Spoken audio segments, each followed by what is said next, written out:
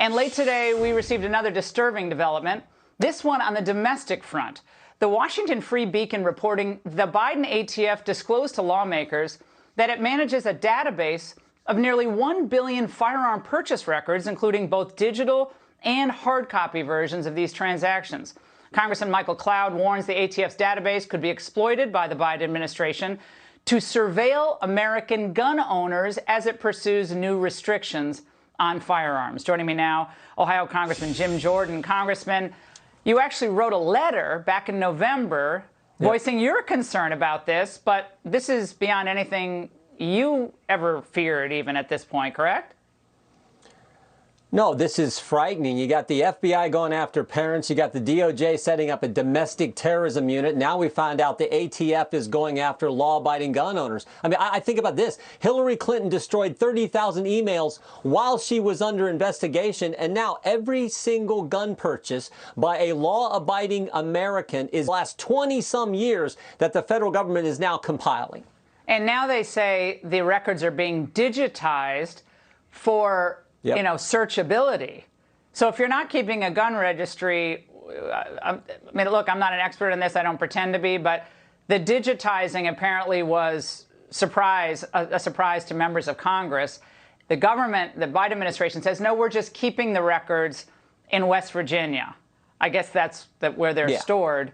But, given the tendency to surveil Americans and tendency to think the worst of Americans expressing, free speech rights, there's an understandable cause for concern.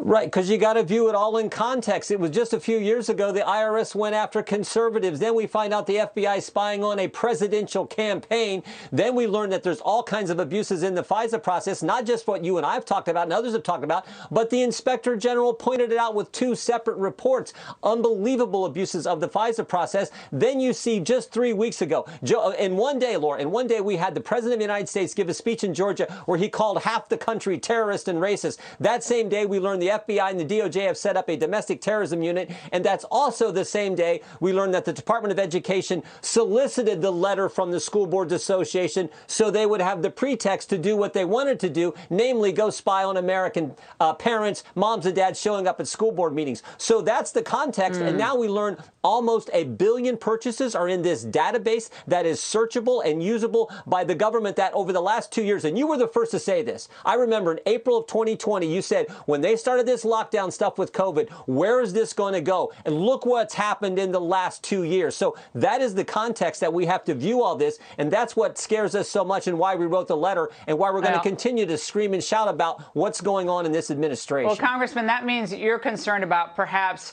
in the future cross-referencing this 1 billion purchase, and these are lawful purchases, with potential or suspected, quote, domestic terrorists, which could include, grandma in solitary confinement, I guess, today, and anyone else that they think might be a problem at a rally, even if they didn't necessarily, intend bad things or commit a crime.